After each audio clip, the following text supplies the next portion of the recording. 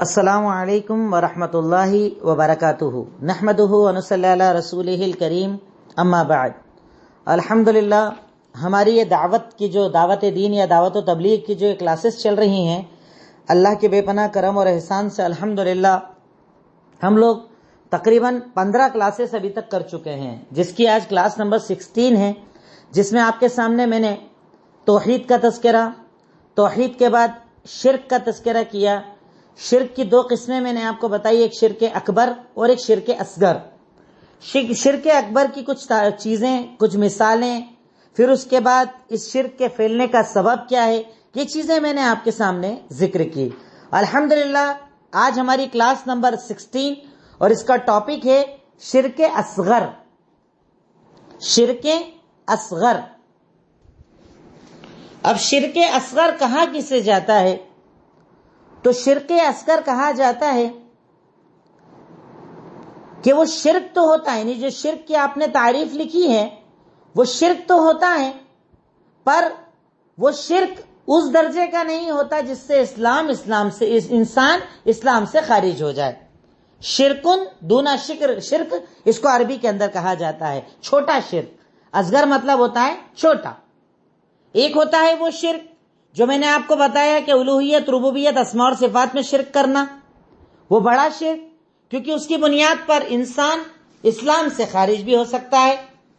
شرک اصغر مطلب چھوٹا شرک، وہ شرک کہ جس سے انسان اسلام سے خارج تو نہیں ہوتا، پر اگر عمل کے اندر زیادہ کمیاں لے آئے تو وہ خارج بھی ہو سکتا ہے۔ یعنی یہ شرک جو ہے وہ بیچ کا ہوتا ہے، اس سے اسلام خارج بھی ہو سکتا ہے، اسلام سے خارج بھی ہو سکتا ہے اور اسلام کے اندر باقی بھی رہ سکتا ہے۔ اس کا تعلق ہوتا ہے عمل کی بنیاد پر، عمل کی بنیاد پر اس کا فیصلہ کیا جاتا ہے۔ اب اگر ہم بات کریں شرک اصغر کی، چھوٹا شرک جسے کہا جاتا ہے، تو شرک اصغر کی ہم بات کر رہے ہیں چھوٹا شرک۔ یہ وہ شرک ہوتا ہے کہ جس میں شرک تو ہے پر انسان اسلام سے اس بنیاد پر خارج نہیں ہوتا، اور اس کو سمجھنے کے لیے ہم اس کی قسموں کو سمجھیں گے۔ اس کی جب قسموں کو آپ سمجھیں گے تو انشاءاللہ یہ شرک آپ کو آسانی کے ساتھ سمجھ میں آ جائے گا۔ اب شرک اصغر کی کتنی قسمیں ہیں؟ شرک اصغر یعنی چھوٹے شرک کی 3 قسمیں ہوتی ہیں۔ 3 قسمیں ہوتی ہیں اس شرک کی۔ پہلی قسم دل کی عبادت میں شرک کرنا، دل کی عبادت میں شرک کرنا۔ یہ یاد ہے میں نے آپ کو پہلے شرک کی قسموں کے اندر بتایا، اور اس سے پہلے میں آپ کو توحید کے اندر یہ بات بتا چکا تھا کہ توحید کو اگر آپ نے ایک مرتبہ اچھے سے سمجھ لیا تو شرک بالکل کلیئر آپ کے سامنے ہو جائے گا۔ وہ اسی لیے میں نے کہا تھا کہ جب باتیں آگے چل کر آئیں گی تو یہ ساری باتیں اس سے کہیں نہ کہیں کنیکٹڈ آپ کو نظر آئیں گی۔ جب میں نے آپ کو عبادت بتائی، میں نے آپ کو عبادت کی قسمیں بتائی تھی، اب انہی قسموں کے اندر الگ الگ ٹائپ کا شرک ہوتا ہے۔ تو شرک اصغر کی 3 قسمیں ہیں۔ پہلی قسم دل سے کی جانے والی عبادتوں میں شرک کرنا۔ اب اس کو مثال کے ذریعے ہم سمجھیں، میں کچھ مثالیں آپ کو دیتا ہوں، آپ اس کے نیچے لکھ لیجئے۔ دل کی عبادتوں میں جو شرک کیا جاتا ہے اس کی مثالیں۔ نمبر 1 ریاکاری، یہ ایک بہت بڑی چیز ہے، اور آپ کو جو لوگ میری سیٹرڈے کلاس میں شریک ہوں گے انہیں پتا ہوگا کہ ہم نے سیٹرڈے جو اسپیشل کلاس ہوتی ہے اس کی شروعات ہی اس ریاکاری سے کی تھی۔ ریاکاری، کیونکہ ریاکاری کا تعلق کس چیز سے ہوتا ہے؟ دل۔ بھئی سامنے والے کو ہمیشہ تھوڑی پتا چلے گا کہ آپ ریاکاری کر رہے ہو۔ آپ کی ریاکاری کو کون جان سکتا ہے؟ صرف اللہ رب العالمین۔ اللہ کے سوا آپ کی اس ریاکاری کو کوئی نہیں جانتا۔ تو ریاکاری کس چیز سے ہوتی ہے؟ دل کی، یعنی دل کی جو عبادت، کہ ریاکاری کا اپوزٹ کیا ہوا؟ اخلاص۔ اب اگر میں کوئی عمل کر رہا ہوں تو اس میں اللہ رب العالمین نے مجھے یہ حکم دیا ہے کہ تمہارا ہر عمل اللہ کے لیے خالص ہونا چاہیے۔ اب ریاکاری اس کا اپوزٹ کہ انسان عمل تو اللہ کے لیے کرے پر دنیا کو دکھانا بھی چاہے۔ اس کی تعریف بھی لکھ لیجئے گا۔ ریاکاری کی 2 تعریفیں، ایک تعریف تو آپ اتنا لکھ لیں اخلاص کا اپوزٹ تو بھی کافی ہے، یا آپ ڈیٹیل میں یہ لکھ لیجئے کہ عمل انسان اللہ کے لیے کرے پر دنیا کو دکھانا بھی مقصد بنائے، اسے ریاکاری کہا جاتا ہے۔ اور یہ بڑی شدید قسم ہے شرک کی، یہ بڑا شدید عمل ہے جس سے اللہ کے نبی صلی اللہ علیہ وسلم ڈرا کرتے تھے۔ یہ وہ عمل کہ جس سے اللہ کے نبی نے صحابہ کرام کو خبردار کیا کہ تم یہ عمل کرنے سے بچنا۔ دلیل مسند احمد حدیث نمبر 428۔ ریاکاری کی تعریف آپ لوگ لکھ چکے، تو اب اس کی مثال لکھ لیجئے یا اس کی دلیل لکھ لیجئے۔ مسند احمد حدیث نمبر 428، اللہ کے نبی کا فرمان، ان اخوف ما اخاف علیکم الشرک الاصغر قالوا وما الشرک الاصغر یا رسول اللہ قال الریا۔ اللہ کے نبی نے ارشاد فرمایا کہ میں تم پر اگر سب سے زیادہ کسی چیز سے ڈرتا ہوں تو وہ شرک اصغر سے، چھوٹے شرک سے۔ صحابہ نے پوچھا چھوٹا شرک کسے کہتے ہیں اے اللہ کے نبی بتائیے؟ تو آپ نے کہا ریاکاری، ریاکاری۔ اور آپ جانتے ہیں اس ریاکاری کا انجام اسی حدیث کے اندر اللہ رب العالمین اللہ کے نبی کہتے ہیں، یقول اللہ رب العالمین کہتا ہے کہ اللہ تعالیٰ قیامت کے دن ریاکاروں سے کہے گا کہ تم جاؤ ان لوگوں کی طرف جن کو دکھانے کے لیے تم دنیا میں عمل کرتے، اور جاؤ ان سے اپنے عمل کا بدلہ لے لو۔ اللہ اکبر، کتنا بڑا عذاب ہے۔ عمل ہم کس کے لیے کرتے ہیں؟ اللہ کے لیے۔ بدلہ دینے کی طاقت کون رکھتا ہے؟ اللہ رب العالمین۔ اب اگر اللہ تعالیٰ قیامت کے دن بندے سے یہ کہہ دے کہ جن کو تو دنیا میں دکھا کر عمل کرتا تھا، جا ان کے پاس جا کر اپنے عمل کا بدلہ لے لے، کیا ہوگا بندے کا؟ وہ تو خائب اور خاسر ہو جائے گا نا، وہ تو خاکسارے میں چلا جائے، خسارے میں چلا جائے گا نا، کیونکہ بندہ تو اس ٹائم برہنہ ہوگا، نہ دینار ہوگا نہ درہم ہوگا، کوئی چیز دینے کے لیے ہوگی نہیں۔ تو یہ عذاب ہے ریاکاری کا، یہ پوری حدیث ہے، مطلب یہ ایک ہی حدیث ہے، اس کا میں نے آپ کو پورا ترجمہ بتا دیا کہ ریاکاری کتنا بڑا گناہ ہے اور ہمیں ریاکاری سے کتنا زیادہ بچنا چاہیے۔ پر کیا ہم بچتے ہیں؟ ہم تو اگر صدقہ کریں تو چاہتے ہیں 4 آنکھیں ہمیں دیکھیں، ہم اگر کوئی اچھی نماز پڑھے تو چاہتے ہیں لوگ ہمیں دیکھیں، لوگ ہمارے بارے میں کہیں یہ تو نمازی نہیں چھوڑتا، یہ تو تہجد کا عادی ہے، یہ تو روزوں کا عادی ہے، یہ تو پیر جمعرات کبھی نہیں چھوڑتا، یہ کرتا وہ کرتا، کیونکہ میں میرے عمل کے لیے دنیا کو دکھانا چاہتا ہوں، میں اپنے ہر عمل کو دنیا کے سامنے ظاہر کرنا چاہتا ہوں، اور اللہ تعالیٰ اس عمل کو پسند نہیں فرماتا۔ اللہ رب العالمین اسے شرک قرار دیتا ہے، تو ایک مومن کو بہت زیادہ اس شرک سے بچنا چاہیے۔ نمبر 2، مثال نمبر 2، عبادت کرے پر دنیا کے فائدے کے لیے کرے، یعنی فرق سمجھیے گا، ریاکاری میں عبادت اللہ کے لیے کی جاتی ہے پر نیت دنیا کو دکھانے کی ہوتی ہے، اور یہاں پر نمبر 2 کہ عبادت کرے پر مقصد دنیا کا فائدہ ہو تو اس کی عبادت بھی شرک ہے۔ عبادت دنیا کے فائدے کے لیے کی جائے، اور اس کی دلیل صحیح بخاری حدیث نمبر 1، اللہ کے نبی نے ارشاد فرمایا، انما الاعمال بالنیات وانما لکل امرئ ما نوى، یقیناً اعمال کا دار و مدار نیتوں پر ہے، اور ہر آدمی کو وہی بدلہ ملے گا جو وہ نیت کرے گا۔ اگر تم میں سے کوئی انسان ہجرت اس لیے کرتا ہے کہ اللہ راضی ہو جائے تو اللہ کی رضا ملے گی، اور اگر تم میں سے کوئی انسان ہجرت اس لیے کرتا ہے کہ فلاں عورت سے شادی ہو جائے، فلاں جگہ منصب مل جائے، تو اس کو وہی ملے گا، یعنی جو تمہاری نیت ہے اللہ تمہیں وہی بدلہ دے گا۔ ہر انسان کو اس کی نیت کے مطابق بدلہ دیا جاتا ہے، اور اسی لیے دین اسلام نے، دین شریعت نے، اللہ کے نبی نے ہمیں عادی بنایا اس چیز کا کہ ہم اپنی نیتوں کو خالص کریں، اپنی نیتوں کو صاف کریں، کیونکہ نیت جب تک صاف نہیں ہوتی عمل کے اندر برکت نہیں ہوتی۔ عمل کے اندر اللہ رب العالمین برکتیں تبھی ڈالتا ہے جب عمل کا مقصد اللہ ہوتا ہے۔ اسی پوائنٹ کی دوسری دلیل لکھ لیجئے، سنن ابو داؤد حدیث نمبر 3664، من تعلم علما مما یبتغى به وجه اللہ لا يتعلمه الا لیصیب به عرضا من الدنیا لم یجد عرف الجنہ۔ اگر تم میں سے کوئی انسان علم حاصل کرتا ہے، جبکہ مقصد ہونا چاہیے اللہ کی رضا، لیکن اگر وہ دنیا کے لیے علم حاصل کرتا ہے جنت کی خوشبو بھی اسے نہیں ملے گی۔ اللہ اکبر، علم حاصل کرنا کتنا بڑا ثواب، میں نے آپ کو پیچھے بتایا علم کا مقام اور مرتبہ کہ علم والے کے لیے جنت کا راستہ اللہ آسان کر دیتا ہے، پر اللہ کے نبی نے ارشاد فرمایا اگر کوئی انسان علم اس لیے حاصل کرتا ہے، علم حاصل کرنے کا مقصد یہ ہوتا ہے کہ دنیا کے اندر اس کے علم کا اسے دنیاوی فائدہ مل جائے، تو اللہ کے نبی کا فرمان اسے جنت نہیں ملے گی، جنت کی خوشبو بھی نہیں ملے گی۔ یہ عذاب ہے کہ نہیں ہے؟ تو ہمیں ایسی نیتوں سے بچنا چاہیے کہ میرا مقصد دنیا نہ ہو۔ ہمارے ہاں تو ہر مقصد دنیا ہوتا ہے نا، کوئی بھی عمل کر رہے ہیں دنیا کا مقصد، دنیا میں نام، نمود، شہرت، نام ہو جائے، بڑا کہا جائے، سخی کہا جائے، یہ کہا جائے، وہ کہا جائے، اس چکر میں سارے عمل کیے جا رہے ہیں۔ پر سوچئے کہ آپ عمل بھی کریں اور اللہ قبول بھی نہ کرے تو کیا بچے گا آپ کے پاس؟ کچھ نہیں بچے گا۔ نمبر 3، مثال نمبر، کہ جب ہم کوئی عمل ہمارے ساتھ اچھا ہو تو جو فائدہ دینے والا ہے ہم اس پر ہی بھروسہ کرنے لگ جائیں، فائدہ دینے والے پر بھروسہ کرنے لگ جائیں، جبکہ بھروسہ صرف اللہ پر ہونا چاہیے۔ میں اس کی مثال دے کر آپ کو بات سمجھاؤں گا، پہلے آپ لکھ لیجئے کہ فائدہ دینے والے پر پورا بھروسہ کر لیا جائے، جبکہ فائدہ دینے والا صرف اللہ ہے۔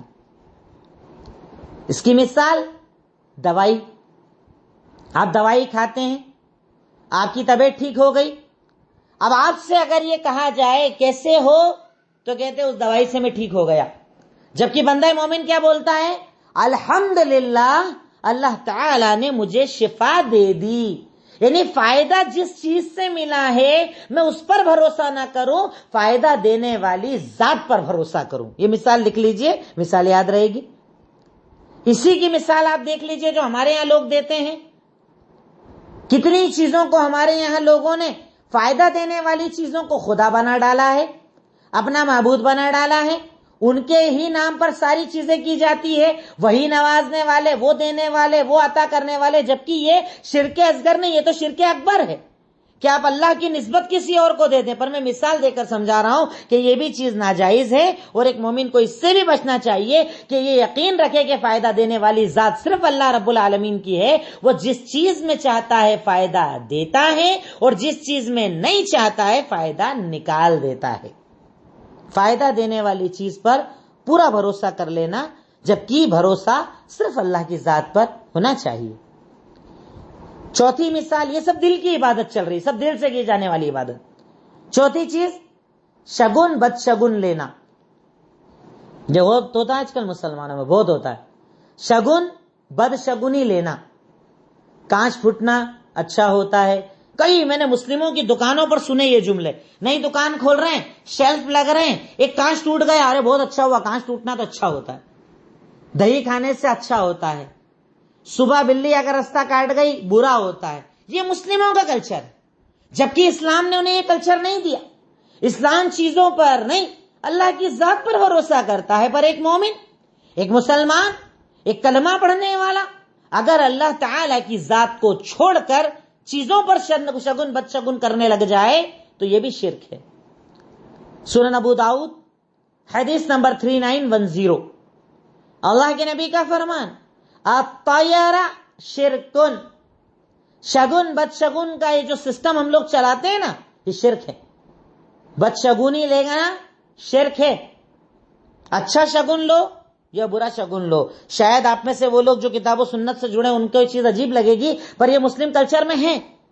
کئی چیزوں کو اچھا مانا جاتا، ارے یہ ہو گیا نا اب تو تیرا کام ہو ہی جائے گا، یہ ہو گیا نا اب تو تجھے ٹینشن لینے کی ضرورت ہی نہیں ہے۔ تو یہ ہونے سے کیا فرق پڑے گا جب تک کہ اللہ نہ چاہے؟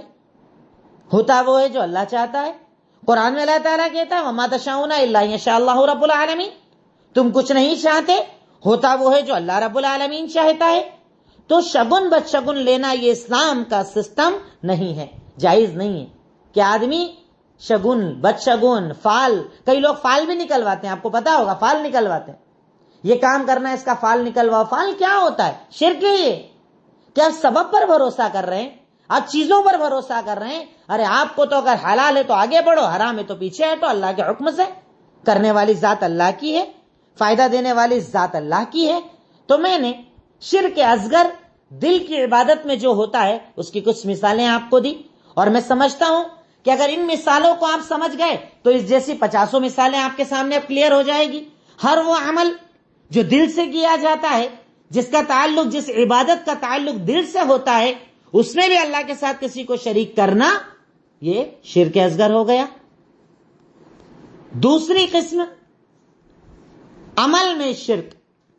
میں نے آپ کو عبادت میں بتایا تھا کہ عبادت ایک دل سے ہوتی ہے اور ایک عمل سے ہوتی ہے, ہاتھ پیر سے ہوتی ہے, جسم سے ہوتی ہے. تو عمل کی عبادتوں میں بھی شرک ہوتا ہے. اس کی ایک مثال جھاڑ پھونک کرنا. ہمارے یہاں بہت زیادہ مسلم سماج میں سسٹم. میں نے اس سے پہلے ایک مرتبہ آپ کو یہ بات بتائی تھی. آج مسلم معاشرہ گھرا پڑا ہے اس معاملے سے. ہر قدم پر, ہر گلی کے اندر ایک بابا بیٹھا ہے جو آپ کا دین اور شریعت سب برباد کرنے کے لیے بیٹھا ہے. اس نے دین کو دھندا بنا لیا ہے, جھاڑ پھونک کو دکانداری بنا ڈالا ہے. کہیں شرکیہ چیزوں کے ذریعے, گڈے گڑیوں کے ذریعے الگ الگ طرح کے کپڑے لگا کر وہ جھاڑ پھونک کا عمل کرتا ہے اور لوگ وہاں جا کر اپنا دین برباد کرتے ہیں. یاد رکھیے جتنے بھی شرک میں آپ کو بتا رہا ہوں نا, اگر اس میں عقیدہ بگڑتا چلا جائے تو یہی شرک اکبر بن جائے گا جو اسلام سے آپ کو خارج کر دے گا. پر اگر چھوٹے لیول پر ہے تو یہ شرک اصغر ہے. یہ ساری چیزیں جھاڑ پھونک کرنا. اب میں اس میں تھوڑی سی ڈیٹیل آپ کو بتا دوں کہ جھاڑ پھونک جسے ہم رقیہ بھی کہتے ہیں عربی کے اندر, یہ دو طرح کا ہوتا ہے. ایک جائز, ایک ناجائز. جھاڑ پھونک جو ہوتا ہے وہ دو طرح کا ہوتا ہے, ایک جائز اور ایک ناجائز. جائز رقیہ کسے کہتے ہیں؟ اللہ کے کلام, قرآن, احادیث اور دعائیں پڑھ کر کسی پر پھونکنا یہ جائز ہے اور اسے جائز رقیہ کہا جاتا ہے. اللہ کا کلام, دعائیں, جائز چیزیں پڑھ کر کسی پر پھونکنا یہ رقیہ ہوتا ہے اور یہ جائز ہوتا ہے. دلیل صحیح مسلم حدیث نمبر 2200. صحیح مسلم حدیث نمبر 2200 کہ اللہ کے نبی نے کہا جب آپ یعنی مدینہ مکہ کے ایریوں کے اندر ان لوگوں کے درمیان آئے تو ان میں رقیہ پہلے بھی چلتا تھا, تو آپ نے کہا اعرضوا علی الرقى لا بأس بالرقى ما لم تكن شرک. جو تم لوگ پڑھ کر دم کرتے تھے ذرا مجھے سناؤ. کہا وہ دعائیں جس میں شرک نہ ہو وہ پڑھنا جائز ہے. جب تک شرک نہ ہو تب تک پڑھنا جائز ہے. شرکیہ کلام نہیں ہونا چاہیے, شرکیہ باتیں نہیں ہونا چاہیے ورنہ ناجائز ہو جائے گا. اگر شرکیہ باتیں آ جائیں تو ناجائز ہو جائے گا, پر اس کے علاوہ جائز ہے. خود اللہ کے نبی صلی اللہ علیہ وسلم حضرت عائشہ صدیقہ پر دم کیا, سر دکھ رہا تھا تو اللہ کے نبی صلی اللہ علیہ وسلم پر حضرت عائشہ صدیقہ نے دم کیا, یعنی آپ نے دم کیا بھی دم کروایا بھی, جائز ہے. پر پھر بھی اس کے اندر بھی بہتر یہ ہے کہ آدمی خود اپنے آپ پر دم کرے جب تک کہ حالت زیادہ خراب نہ ہو. خود اپنے اوپر دم کرنا زیادہ افضل اور زیادہ بہتر ہے کہ آپ اپنے اوپر دم کیجئے, خود دم کیجئے, یہ زیادہ بہتر ہے. پر اگر ضرورت پڑ جائے, آپ کو لگتا ہے کوئی آپ سے زیادہ دین کا جاننے والا, آپ سے زیادہ قرآن حدیث کے قریب, آپ سے زیادہ عبادت کے قریب, تو آپ اس سے رقیہ یا جس کو اردو میں جھاڑ پھونک کہا جاتا ہے وہ کروا سکتے ہیں, کوئی مسئلے والی بات نہیں, جائز ہے. پر ایک ہوتا ہے ناجائز رقیہ جس میں غیر اللہ کا نام لیا جائے, شرک والی چیزوں کا سہارا لیا جائے, اسے حرام رقیہ کہا جاتا ہے. کہ رقیہ کے اندر غیر اللہ کا نام لیا جائے اور حرام چیزوں کا سہارا لیا جائے تو وہ ناجائز ہوتا ہے. اس کی دلیل سنن ابو داؤد حدیث نمبر 3883. اللہ کے نبی نے ارشاد فرمایا ان الرقى والتمائم والتول شرک. رقیہ, تعویذ لٹکانا شرک ہے. اس میں وہی رقیہ مراد ہے جس پر غیر اللہ کا نام لیا جائے. اللہ کے علاوہ آپ جانتے ہیں جو یہ جھاڑ پھونک کی دکانیں لے کر بیٹھے ہیں, یہ جو بابا گیری کی دکانیں لے کر بیٹھے ہیں, نہ جانے کس کس کے نام لیتے ہیں. آپ نے کبھی اگر تعویذوں کو کھولا ہوتا آپ کھول کر دیکھیے, ابلیس, نہ جانے کس کس شیطانوں کے نام لکھے ہوئے ہوتے ہیں, نہ جانے کون کون سے نام اس میں استعمال کیے جاتے ہیں. کیا یہ جائز ہے؟ یقیناً ایک مومن کبھی اپنے ایمان کا سودا نہیں کرتا. اور ان جگہوں پر بیماریاں جانے کی بجائے آتی ہیں, وہاں آدمی اپنا دین چھوڑ کر آتا ہے. اور دیکھیے یہ لوگ سہارا لیتے ہیں ہمارے کامن پرابلمز کا, اور ہم چونکہ اللہ تعالیٰ پر یقین مضبوط نہیں, اللہ تعالیٰ پر توکل مضبوط نہیں, اللہ تعالیٰ پر ایمان مضبوط نہیں، ہم ان کی چالوں کے اندر آ جاتے ہیں. آپ گئے فلاں فلاں وہ آدمی، وہ بددین آدمی، وہ گندا آدمی جو نہ وضو بناتا، ڈھنگ سے غسل نہیں کرتا، کبھی نماز نہیں پڑھتا، دن بھر پان اٹھ کے منہ میں پھنسا کر رکھتے ہیں، اور یہ لوگ آپ کا علاج کریں گے. جو خود دین سے دور ہیں انہیں اللہ والا مانا جاتا ہے. نعوذ باللہ. اللہ والا ایسا ہو سکتا ہے؟ اللہ والا ہرگز ایسا نہیں ہوتا. اللہ والا اپنے آپ کو سنت کا پابند بناتا ہے، دین کا پابند بناتا ہے. الحمدللہ بہت سارے لوگ ہمارے اس ملک میں، شہر میں ایسے موجود ہیں جو قرآن و حدیث کے مطابق رقیہ کرتے ہیں. تو آپ ان کو دیکھیے، ان کے پاس توحید ہے. وہ بار بار آپ سے کہیں گے کہ شفا دینے والی ذات صرف اللہ کی ہے، میرے ہاتھ میں کوئی اختیار نہیں ہے، اللہ کرنے والا ہے، میں تو صرف اللہ کے کلام کو پڑھ رہا ہوں، میری کوئی اوقات اور حیثیت نہیں ہے. وہ نمازی ہوتے ہیں، وہ پرہیزگار ہوتے ہیں، وہ اللہ کی ذات پر یقین رکھنے والے ہوتے ہیں، وہ سچے راقی ہوتے ہیں، رقیہ کرنے والے ہوتے ہیں.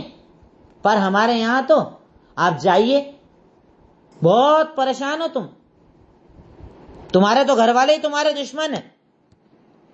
بہت ترقی کر سکتے تھے پر راستے رک گئے تمہارے. ہر آدمی کو یہی لگتا ہے. کون ہے جو ان چیزوں سے بچا ہوا ہے؟ اب صحیح جگہ آئے ہو، یہاں پر تو سارا مسئلہ حل ہو جائے گا، کیونکہ اس کو اللہ کی طرف نہیں جوڑنا ہے، اس کو اپنی ذات کی طرف جوڑنا ہے. اور لگے دے بتی، جو جو اچھا لگا دیتے گئے، دو چار چیز نشانے پہ لگی اور آپ صاحب آ گئے ان کے قدموں کے اندر. یہی تو وہ چاہتے ہیں، یہی تو وہ چاہتے ہیں، آپ کا دین برباد کرنا.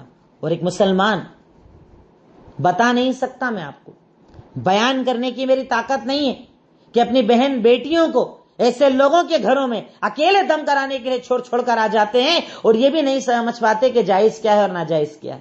اللہ حفاظت کرے ہماری بہن بیٹیوں کی ایسے لوگوں سے جو ان کی عزتوں تک سے کھیل جاتے ہیں. یہ ناجائز ہے، ایسی جھاڑ پھونک کہ جس کے اندر غیروں کا نام استعمال کیا جائے. انسان اپنی بڑائی کرے، اپنے آپ کو بڑا بتائے. ایک سچا راقی وہ ہے جو صرف اللہ کو بڑا بتاتا ہے. اس کے ذریعے شفا مل بھی جائے تو وہ یہ کہتا ہے کہ اللہ کی ذات شفا دینے والی، میری کوئی اوقات اور حیثیت نہیں ہے. اور اللہ کے کلام کو پڑھتا ہے، قرآن کو پڑھتا ہے، صاف آیتوں کو پڑھتا ہے اور آپ کے سامنے پڑھتا ہے. ورنہ آپ دیکھیے گا بہت سارے ڈھونگی لوگ تو کیا کرتے ہیں، منہ میں پڑھیں گے، یوں کریں گے، آپ کے اوپر پھونک دیں گے، آپ کو لگے گا پتہ نہیں کیا پڑھا ہے. جب اللہ کا کلام پڑھ رہے تو کھل کے پڑھو نا، کیا مسئلہ ہے اس کے اندر. پر نہیں، وہ چاہتے نہیں کہ آپ کو پتہ چل جائے. تو اللہ کے لیے اپنے آپ کو ایسے راقیوں سے، ایسے رقیہ سے بچائیے. دوسری اس کی مثال تعویذ لٹکانا. یہ ہمارے ہندوستان کا بڑا سینسیٹیو ٹاپک ہے، تعویذ لٹکانا. پہلے تو آپ حدیث دیکھ لیں کہ تعویذ کے بارے میں شریعت مطہرہ کیا کہتی ہے. مسند احمد حدیث نمبر 156، اللہ کے نبی نے ارشاد فرمایا، من علق تمیمتا فقد اشرک، من علق تمیمتا فقد اشرک. جس نے تعویذ لٹکایا اس نے شرک کیا. اچھا اس میں بھی آپ سمجھنا، اگر تعویذ لٹکا کر بندہ یہ سوچتا ہے کہ اللہ شفا دے گا، ذریعہ یہ بنے گا، تو یہ شرک اصغر ہے. پر اگر تعویذ لٹکا کر یہ بولے کہ تعویذ جب سے لٹکایا میں ٹھیک ہو گیا، تو شرک اکبر ہے. کیونکہ آپ کا وہ بھروسہ جو اللہ پر ہونا چاہیے آپ نے اس پر کر لیا، تو یہ شرک اکبر بھی ہو جائے گا. تو اس لیے میں بار بار بتا رہا ہوں کہ آپ یہ مت سوچنا کہ یہ باتیں جو شرک اصغر میں بتا رہا ہوں یہ اکبر میں نہیں آتی ہیں، نیت سے یہ اکبر بھی ہو جائیں گی. مسند احمد حدیث نمبر 156، اللہ کے نبی کا فرمان، جس نے تعویذ لٹکایا اس نے شرک کیا. کتنی بڑی بات ہے، کتنی بڑی بات ہے. اب جب شرک ہے تو ہمارے یہاں کیوں لٹکایا جاتا ہے؟ یہ دلیل دیتے ہیں لوگ. اور شرک ہے تو مولوی صاحب کیوں بنا کے دیتے ہیں؟ تو وہ تو مولوی صاحب ہی جانے کہ انہوں نے اپنے دین کو اس طریقے سے ہلکا کیوں بنایا ہے. ایک دلیل لوگ دیتے ہیں، ایک صحابی تھے، وہ اپنے بچوں کے گلوں میں قرآن کی تختیاں لٹکایا کرتے تھے جن کو قرآن یاد نہیں ہوتا تھا. یعنی قرآن جن کو یاد نہیں ہوتا تھا ان کے گلے میں تختیاں لٹکا دیا کرتے تھے. اس کو صاحب دلیل بنا لیا تعویذ کے لیے. پہلی چیز، عمل صحابی کا اگر اللہ کے نبی کے فرمان کے سامنے آ جائیں تو اللہ کے نبی کا فرمان لوگ یہ صحابی کے عمل کو، کلیئر بات ہے. امام ابو حنیفہ رحمۃ اللہ علیہ کا بنایا ہوا اصول ہے کہ اگر حدیث اور صحابی کا قول یا عمل ٹکرائے تو صحابی کے قول عمل کو چھوڑ دیا جائے گا، اللہ کے نبی کی حدیث کو لیا جائے گا. صحابی کا عمل تھا، وہ اپنے وہ بچے جنہیں قرآن یاد نہ ہوتا تھا ان کے گردنوں میں تختی لٹکا دیا کرتے تھے.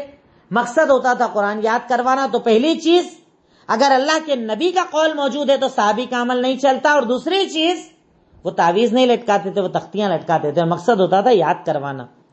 اسے دلیل بنا لیا کہ ہم تو صاحب قرآنی تعویذ لگاتے ہیں، ہم جو تعویذ لگاتے ہیں اس میں تو قرآن کی آیتیں لکھی ہوتی ہے. میں تو لاجیکلی ایک بات آپ سے پوچھتا ہوں، ایک انسان سے آپ کہیں قرآن ہاتھ میں دے کر کہ جاؤ یہ قرآن لے کر لیٹرنگ کرنے چلے جاؤ، جائے گا؟ آپ کو 2 جوتے دے گا. قرآن کی بے عزتی کر رہے ہو، قرآن لے کر جاؤں گا ٹوائلٹ کرنے کے لیے، نہیں جائے گا. پر گردنوں کے اندر، بازو کے اوپر، کئی لوگوں کے تو میں نے پیروں کے اوپر بھی ایسے عجیب عجیب قسم کی چیزیں دیکھی ہیں جن میں کچھ ٹکڑے قرآن کی آیتوں کے بھی لکھے ہوتے ہیں. گردن کے اندر تعویذ ہے. آپ لیٹرنگ جا رہے ہو، باتھ روم جا رہے ہو، میاں بیوی ساتھ میں رہ رہے ہیں اور وہ قرآن آپ کے ساتھ ہے. کیا یہ قرآن کی بے عزتی نہیں؟ کیا یہ قرآن کے ساتھ غلط سلوک نہیں؟ اور اگر یقین نہ ہو تو اپنے گھروں میں تعویذ کھول کر دیکھ لیجئے. سورہ ناس، سورہ فلق، آیت الکرسی، چاروں کل، قرآن کے حروف مقطعات جو سٹارٹنگ میں ہوتے ہیں، تاہا، کہا، یا عین صاد، یاسین، پورے قرآن کے الگ الگ جگہ کی چیزوں کو ان تعویذوں میں لکھا جاتا ہے اور اس کے بعد انہیں گلوں کے اندر لٹکایا جاتا ہے. کیا یہ عمل صحیح ہے؟ اس طریقے سے استعمال کرنا صحیح ہے؟ اس طریقے سے قرآن کی بے عزتی کیا صحیح ہے؟ صحیح نہیں ہے. یہ قرآن کے ساتھ غلط سلوک ہے، یہ قرآن کے ساتھ بے ادبی ہے اور اللہ رب العالمین اس چیز کو کبھی پسند نہیں فرمائے گا. پر اس پر ایک دلیل دی جاتی ہے، بڑی پیاری دلیل ہے، آپ کو بھی آتی ہوگی اس لیے میں کلیئر کر دوں آپ کے سامنے تاکہ یہ بات بھی آپ کے ذہن میں کلیئر رہے. ٹھیک ہے صاحب، تعویذ کو آپ غلط بولتے ہو پر لٹکانے سے فائدہ بھی تو ہوتا ہے. بہت اچھی دلیل ہے، سنی ہوگی آپ نے بھی. تعویذ مان لیا، سن لیا مولوی صاحب آپ کی بات، پر تعویذ سے فائدہ ہوتا ہے نا، فائدہ ہو جاتا ہے. بچہ رو رہا تھا، رونا بند ہو گیا. فلاں صاحب بیمار تھے، بیماری ختم ہو گئی. کنٹینیو کچھ نہ کچھ دکھتا رہتا تھا، سارا کچھ بند ہو گیا. فائدہ ہوتا ہے. آپ مولوی صاحب کو نہیں پتا پر فائدہ ہوتا ہے. ٹھیک ہے صاحب، اس کی بھی میں دلیل بتا دوں آپ کو کہ فائدہ کیسے ہوتا ہے. سنن ترمذی 3 جلد حدیث نمبر 2008، عبداللہ ابن مسعود رضی اللہ تعالی عنہ، ان کی بیوی یعنی گھر آتے ہیں تو عبداللہ ابن مسعود کیا دیکھتے ہیں کہ ان کی بیوی کے گردن کے اندر ایک ڈورا، دھاگا یا ایک تعویذ لٹکا ہوا ہے. آئے، بیوی کی گردن سے اسے کھینچ کر توڑوا دیا. کہا کیا ہے یہ؟ سنن ترمذی حدیث نمبر 208. کہا کیا ہے یہ؟ کہا میری آنکھ میں بہت زیادہ تکلیف ہو رہی تھی، پاس میں ایک یہودی عورت رہتی ہے، میں اس کے گھر گئی، اس نے یہ تعویذ دیا، دھاگا دیا، ڈورا دیا، جو بھی دیا، لٹکایا اور چکاچک آرام. اب عبداللہ ابن مسعود نے بتایا کہ آرام فائدہ ہوتا کیسے ہے. کہا سن، یہ ایک شیطان تھا جو تجھے تکلیف دے رہا تھا، اور شیطان کیا چاہتا ہے؟ بندے کو اللہ کا نافرمان بنانا. اب جب تک تو اللہ تعالیٰ کو نہیں پکار رہی تھی وہ آرام نہیں دے رہا تھا، تکلیف دے رہا تھا.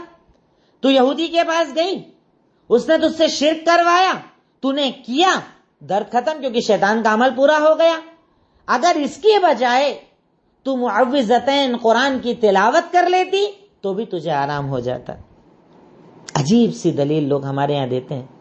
آرام ہو جاتا ہے صاحب، بڑا فائدہ ہو جاتا ہے صاحب. کوئی آرام نہیں تھا، اب آرام ہو گیا صاحب. اتنا اعتماد، اتنا یقین، اتنا بھروسہ جتنا آپ اس ڈورے کے اوپر کرتے ہیں، کیا کبھی اللہ کی ذات پر کیا؟ نماز اور عبادت پر کیا؟ آپ کو تو اگر کہہ دیا جائے کہ گھر میں تکلیف اگر زیادہ ہوتی ہے سورہ بقرہ پڑھیے، آپ کو اعتماد نہیں ہوتا. گھر میں رقیہ چلائیے، آپ کو اعتماد نہیں ہوتا. چاروں کل، آیت الکرسی، درود شریف پڑھ کر دم کیجئے، آپ کو اعتماد نہیں ہوتا. پر ہاں، آپ کو ایک چیز دے دی جائے، آپ اسے لٹکا لیں، آپ کو اعتماد بھی، بھروسہ بھی ہو جاتا ہے اور آپ کو سکون بھی ہو جاتا ہے. تو فائدے کا ہونا کسی چیز کے صحیح ہونے کی دلیل نہیں ہے. فائدے کا ہو جانا کسی چیز کے صحیح ہونے کی دلیل نہیں ہے. اس لیے آئندہ اگر آپ کے سامنے کوئی یہ دلیل دے تو عبداللہ ابن مسعود رضی اللہ تعالیٰ عنہ کا یہ پورا عمل آپ ان کو بتا دیجئے گا کہ بات غلط ہے. پر مسلمانوں نے زندگیاں تباہ کر لی ہے، مسلمانوں نے گھروں کو تباہ کر لیا ہے. گھروں میں باندھنے کے تعویذ، گھر بنے تو بنیادوں میں ڈالنے کے کیلے، گھر میں کونے میں گاڑنے کے لیے الگ کیلے، چھوٹے چھوٹے نقش جن کو دیواروں پر لگایا جائے تو اس سے خیر و برکت آتی ہے. ایک مثال آپ دیکھ لیجئے، 1000 روپے فیس والے ایم ڈی صاحب کو دکھا دیجئے، آپ ڈاکٹر صاحب کو دوائی لے کر آ جائیے اور ڈاکٹر صاحب کو کہیے آپ کی دوائی سے آرام نہیں ہوا. بولے کیا کیا؟ بولے لٹکا کر گھوم رہا ہوں یا تو گھر میں ٹانگ دیا ہے. کیا بولیں گے ڈاکٹر صاحب؟ اللہ تعالیٰ نے بولا قرآن پڑھو، اس میں شفا ہے. شفاء لما فی الصدور، دل کے ہر بیماری کا علاج ہے، سینے کی ہر بیماری کا علاج ہے. رب العالمین نے اس کے اندر شفا ہی شفا رکھی ہے. پر اللہ کی ذات پر بھروسہ نہیں، غیر اللہ پر بھروسہ ہے، تعویذوں پر بھروسہ ہے، اور اس کے ذریعے اپنے توکل کو بھی ہم لوگ ڈائیورٹ کر دیتے ہیں. آدمی بولتا ہے بہت بیمار تھا، جب سے تعویذ لیا نا بیماری ختم ہو گئی. مطلب تیرا بھروسہ اللہ کے علاوہ اس پر ہو گیا. وہ بھروسہ جو اللہ کی ذات پر ہونا چاہیے تو نے اس پر کر لیا. اور یہ بہت بڑا گناہ اور شرک ہے جس سے ایک مومن کو ہر حال کے اندر بچنا ہی چاہیے. تو میں سمجھتا ہوں انشاءاللہ شرک پھر افعال یعنی عمل کے اندر کیا جانے والا شرک یا بدن سے کیا جانے والا شرک آپ کے سامنے کلیئر ہو گیا. اب لاسٹ زبان سے کی جانے والی عبادتوں میں شرک. دل کی عبادت میں شرک بتا دیا، جسم سے کیے جانے والے عمل میں شرک بتا دیا. اب زبان سے کیے جانے والے عمل میں شرک یعنی جو بولے جاتی چیزیں ہیں اس کے اندر بھی شرک ہوتا ہے، یقیناً ہوتا ہے. زبان سے یا قولی عبادتوں کے اندر شرک یا زبان سے کی جانے والی عبادتوں میں شرک، یہ شرک اصغر کی تیسری قسم ہے. اس کی 2 مثالیں میں آپ کے سامنے ذکر کرتا ہوں. پہلی مثال غیر اللہ کی قسم کھانا، اللہ کے علاوہ غیروں کی قسم کھانا. ہمارے یہاں تو کتنا کامن ہے نا یہ کام. ماں قسم، باپ قسم، تیری قسم، تیرے سر کی قسم، کیسے کیسے بولتے ہیں لوگ جھوٹ. اور جب جھوٹ بولنا ہوتا ہے نا تبھی یہ جملہ بولا جاتا ہے. جب جھوٹ بولنا ہوتا ہے نا تبھی آدمی قسم کھاتا ہے. بات یاد رکھیے گا، قسم عام طور پر جھوٹے ہی قسم زیادہ کھاتے ہیں. قسم قسم، اس کی قسم اس کی قسم. آپ جانتے ہیں اللہ کے سوا کسی اور کی قسم کھانا جائز نہیں ہے، جائز ہی نہیں ہے. قسم جائز نہیں ہے اس طریقے سے. صحیح بخاری حدیث نمبر 2108 اللہ کے نبی نے ارشاد فرمایا الا ان اللہ ینہاکم ان تحلفوا آباءکم من کان حالفا فلیحلف باللہ والا فلیصمت.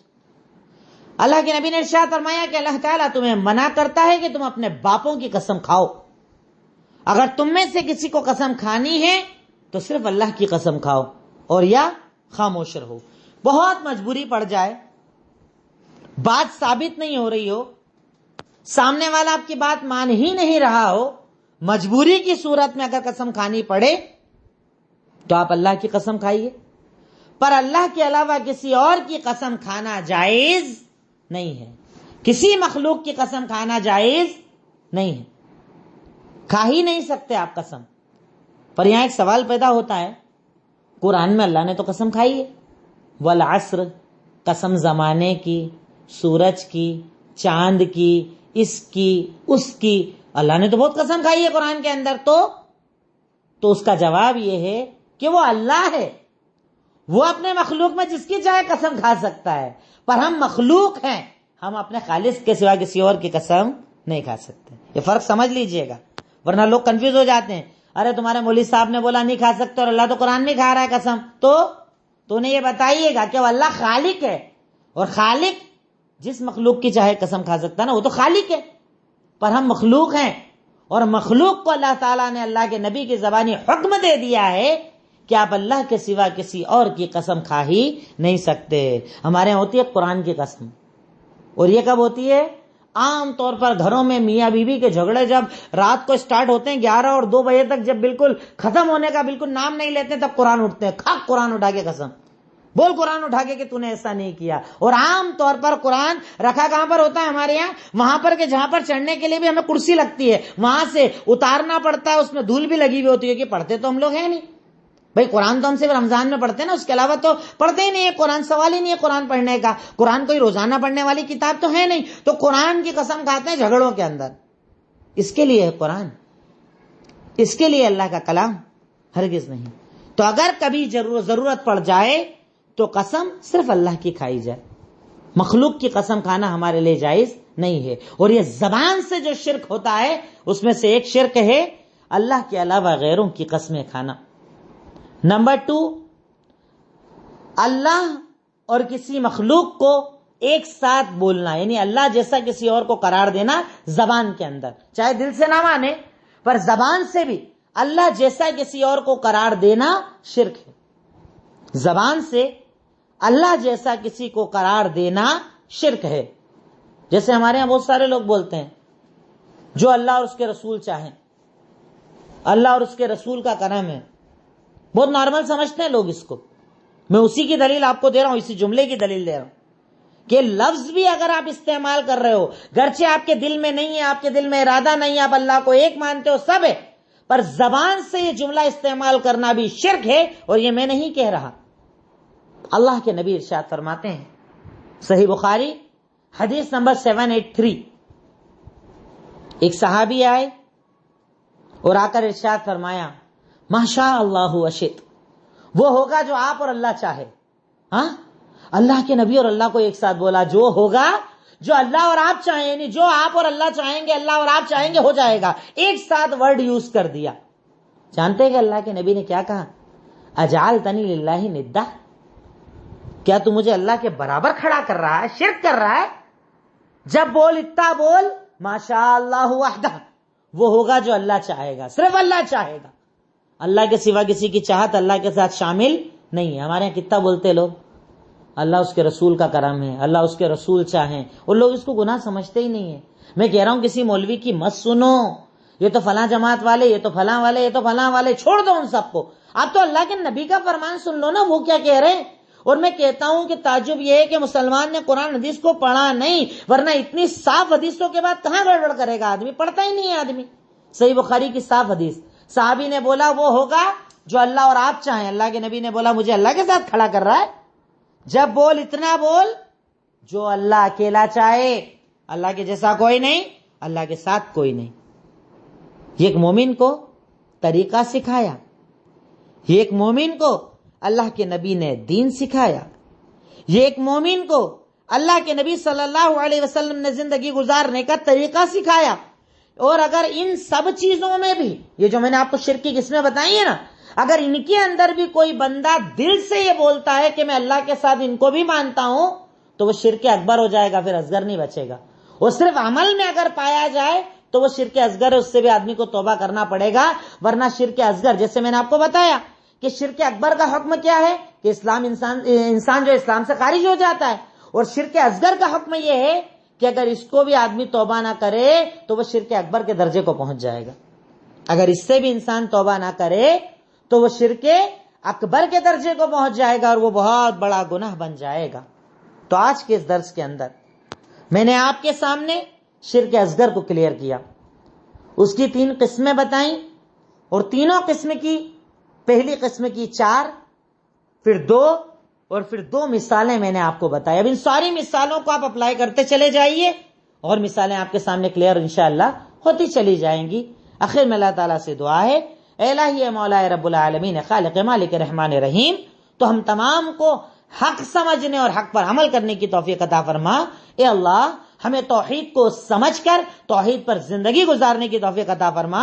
اور اے اللہ، دل، زبان اور عمل سے بھی ہمیں کسی بھی طرح کا شرک کرنے سے تو محفوظ فرما دے. وآخر الدعوانا ان الحمدللہ رب العالمین. السلام علیکم ورحمۃ اللہ وبرکاتہ.